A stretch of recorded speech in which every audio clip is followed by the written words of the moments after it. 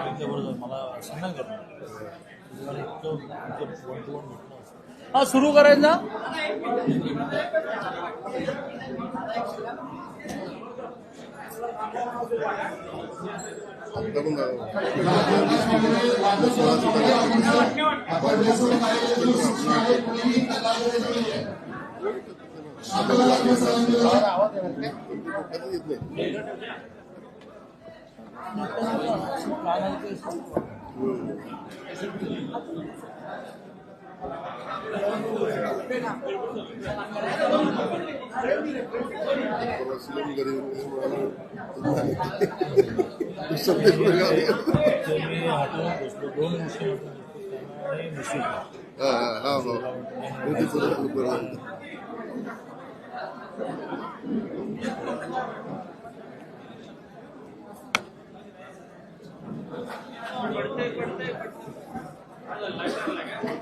चालू करूया.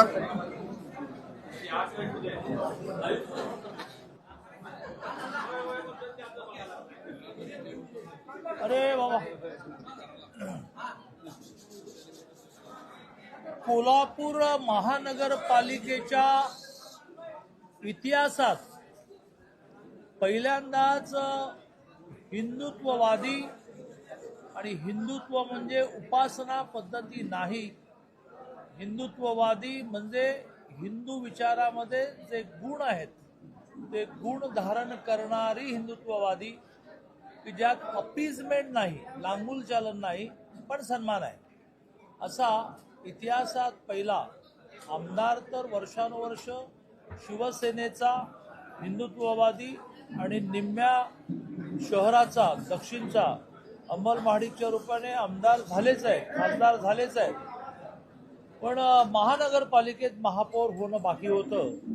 आणि आज आम्हा सगळ्या हिंदुत्ववादी संघटनांना प्रचंड आनंद होतो आहे की भारतीय जनता पार्टीचा महायुतीचा ब्रँडेड महापौर झाला.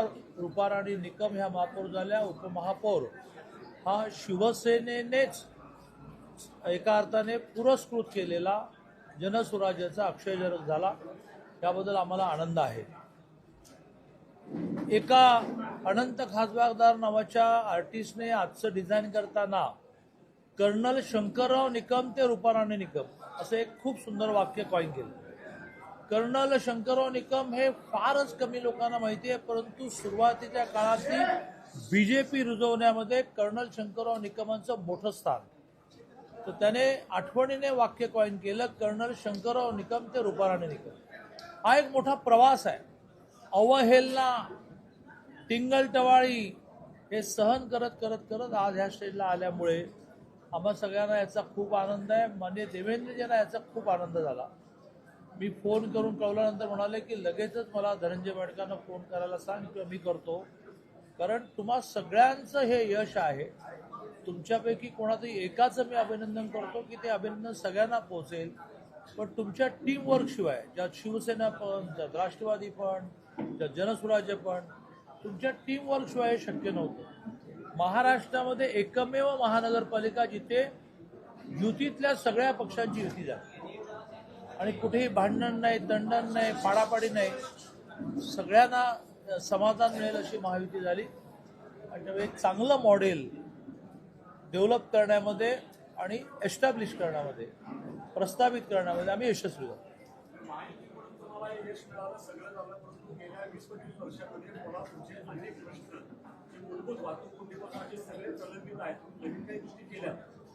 सर्वसामान्य कोल्हापूरकरांना अनेक प्रकारचे वाटतात. यात बदल दिसणार हे महत्वाचं आहे. त्याची जबाबदारी तुम्ही नेते घेणार आहात. आपल्याला आत्ता निवडून आल्यानंतरच्या पत्रकार परिषदेमध्ये सगळ्या निवडून आलेल्यांनाही आपापल्या भागामध्ये मिरवणुकांना जायचं आहे. सकाळपासून आम्ही आमची समोर सोडले. अदरवाईज केव्हा तरी आमची कोल्हापूर शहर आणि जिल्ह्याच्या विकासाची व्हिजन, दृष्टी याचं प्रेझेंटेशन आम्ही तुमच्यासमोर करणार आहोत. राज्यामध्ये आर्थिक स्थिती बिकट बिकट बिकट असं जरी किती विरोधक म्हणत असले तरी नव्याने देवेंद्रजींनी शोधून काढलेल्या काही युक्त्या, यातून आर्थिक स्थिती म्हणजे विकासाला पैसे मिळणं यातही अडचण राहिलेली नाही. एखादीच गोष्ट डिस्क्लोज करतो, मी बाकीच्या डिस्क्लोज करत नाही. माझे मर्यादा पण आहेत आणि ते तुम्हाला कळायला वेळ लागेल. काही फायनान्शियल इन्स्टिट्यूटशी देवेंजींचं म्हणजे शासनाचा MOU झाला की त्या फायनान्शियल इन्स्टिट्यूट ह्या वेगवेगळ्या कामाची पेमेंट करतील. त्या पेमेंटचं इंटरेस्ट रेट खूप लो असेल तो त्या कॉन्ट्रॅक्टरने पे करायचा आणि केव्हा तरी शासन पेमेंट करतंच. ते पेमेंट 6 महिन्याच्या वर गेलं तर शासन इंटरेस्ट पे करेल, 6 महिन्याच्या आत असेल तर कॉन्ट्रॅक्टर पे करेल. फायनान्शियल इन्स्टिट्यूटकडे पैसे खूप, त्यामुळे त्यांचे पैसे गव्हर्नमेंट गॅरंटीमुळे सिक्युअर्ड झाले. असं एक नवीन मॉडेल परवाच्या कॅबिनेटमध्ये मान्य झालं. आता या फायनान्शियल इन्स्टिट्यूटकडे किती पैसे आहेत? 10 लाख कोटी आहेत, 20 लाख कोटी आहेत, 30 लाख कोटी आहेत. आपल्यालाही बजेटचा आपला आउटले जो असतो त्याच्या चौकटीतच द्यावा लागेल. म्हणजे उदाहरणार्थ उद्या कोल्हापुरामध्ये एक अप्रतिम टुरिझम वाढावा म्हणून एक 10-20 कोटीचा आपल्याला काही प्रोजेक्ट करायचा असला की ज्याच्यातून सगळे जिल्हे महालक्ष्मीला आले की ते बघितल्याशिवाय जाणार नाही. तर आता 10-20 कोटीचा महानगरपालिकाही देईल, त्याला राज्य कॉन्ट्रीब्यूट करेल, पण आता ती फायनान्शियल इन्स्टिट्यूट पेमेंट करेल. It will be the try party agreement आणि त्या फायनान्शियल इन्स्टिट्यूटला 6 महिने तो कॉन्ट्रॅक्टर पेमेंट करेल, 6 महिने गव्हर्नमेंट पेमेंट करेल. गव्हर्नमेंट पेमेंट करावं लागू नये इंटरेस्टचं म्हणून 6 महिन्याच्या आत पेमेंट देऊन मोकळं होईल. आता शासनाचा GST खूप वाढला, ज्याचा 50% आपल्याला मिळतो. केंद्राने आपल्याला 41% 41% आपण दिलेल्या टॅक्सचं रिपेमेंट सुरू केलं, इन्कम टॅक्स वगैरे. आणि सगळ्यात महत्त्वाचं म्हणजे 98,000 कोटी रुपये महाराष्ट्राला 98,000 करोड महाराष्ट्राला पायाभूत सुविधांसाठी मिळाले. त्यामुळे आमच्या सगळ्यांचं काम आहे की नवीन नवीन शोधायचं, किंवा पत्रकारांचंही काम आहे की नवीन नवीन आमच्या लक्षात आणून द्यायचं, त्याचा प्रोफेशनली प्रोजेक्ट रिपोर्ट करायचा. पैसे मिळायला अडचण राहणार नाही.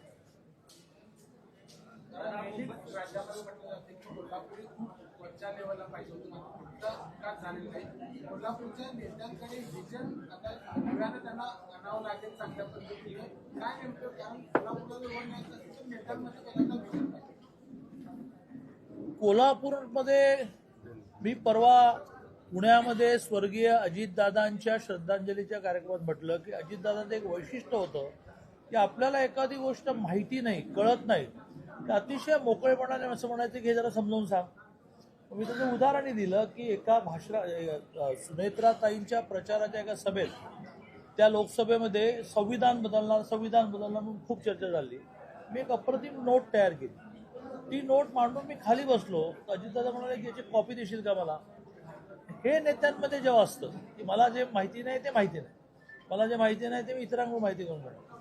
आणि त्यामुळे आता धनंजय माडकांसहित, राजेश क्षीरसागरांसहित, नव्याने निवडून आलेल्या आमच्या महापौरांसहित सगळ्यांनी वेगवेगळ्या प्रोफेशनल एजन्सीज जोडण्याची आवश्यकता, प्रेझेंटेशन घेण्याची आवश्यकता, अतिशय नम्रपणे शालेय विद्यार्थ्यांप्रमाणे समजून घेण्याची आवश्यकता की जगात काय चाललंय. जगामध्ये 60 देश असे आहेत की ज्यांचं पॉप्युलेशन 1 कोटीपेक्षा खाली आहे, पण ते टुरिझमला सगळ्यात मोठे चांगले देश मानले जातात. त्यांचा देश टुरिझममधून मिळणाऱ्या उत्पन्नावर चालतो. मग त्यांनी काय केलं आम्हाला माहीत नाही. आम्हाला माहीत नाही तर आम्हाला एजन्सी अपॉइंट केली पाहिजे. आम्हाला नेटवर बसण्याची सवय लावली पाहिजे. दादा, मुंबई महानगरपालिकेमध्ये राष्ट्रवादीचा जो एकमेव नगरसेवक होता त्यानं महायुतीला पाठिंबा दिलेला आहे. आता शरद पवार गटाच्या नगरसेवक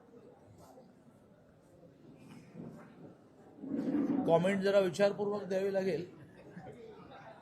काय पर्याय?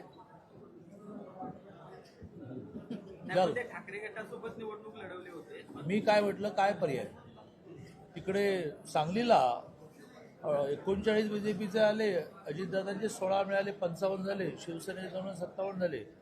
मग शरद पवारांचे जे 3 आहेत त्यांनी स्वाभाविकपणे असं म्हटलं की आम्हाला विकास करायचा आहे, विकासात जरा आम्हाला झुकतं माप द्या.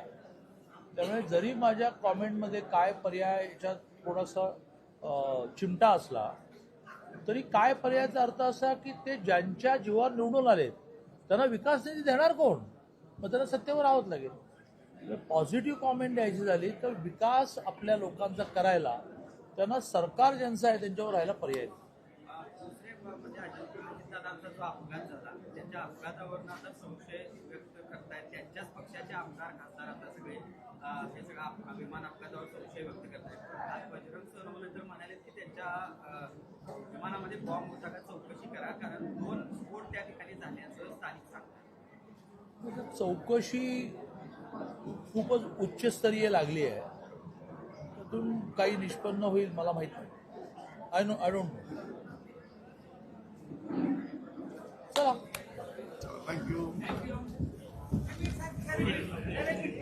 चला तर तुम्ही तुमचं धावून निघाला की चालेल. एक मिनिट मला द्या. एक मिनिट मला द्या. या शहरामध्ये खूप मोठमोठी व्यक्तिमत्व होऊन गेली. त्यांनी आयुष्यभर हिंदुत्ववाद सोडला नाही, अवहेलना सहन केली, हिंदुत्ववादी सहन केली, दहशतवाद सहन केला, एक खून पण झाला संघाची शाखा लावण्यावरून. पण न डगमगता राष्ट्रीय स्वयंसेवक संघाच्या कार्यकर्त्यांनी संघ इथे वाढवला. संघाच्या प्रेरणेपासून त्यावेळेचा जनसंघ मग जनता पार्टी भारतीय जनता पार्टी वाढवली. अशा सगळ्या जे मृत झाले आहेत त्यांच्या आत्म्याला तर शांती मिळेल, परंतु जे जिवंत आहेत ते म्हणजे बस या दिवसाची वाट बघतो. असंच एक दुर्दैव असं घडलं की आपल्या सगळ्यांची परिस्थिती, ते पत्रकारही होते आणि त्यांचं एक मॅगझिनही चालायचं, स्वर्गीय भाऊसाहेब बरपुले, की जवळजवळ आज रुपाताईंची महापौर म्हणून घोषणा होण्यासाठी त्यांचा जीव घोषणा होता की काय. आत्ताच त्यांचं निधन झालं. संध्याकाळी त्यांचा अंत्यसंस्कार आहे. मी भाऊसाहेब बरपुलेला आमच्या सगळ्या महायुतीच्या नेते, कार्यकर्ते, नगरसेवक सगळ्यांच्या वतीने श्रद्धांजली देतो.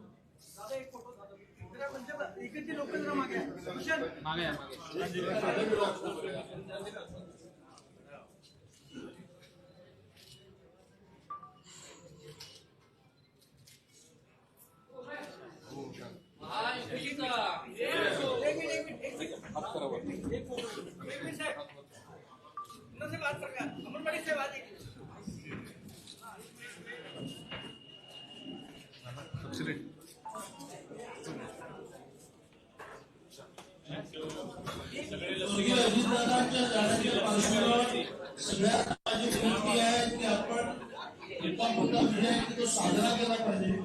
पण स्वर्गीय अजितदादा गेले आहे त्याचं भाग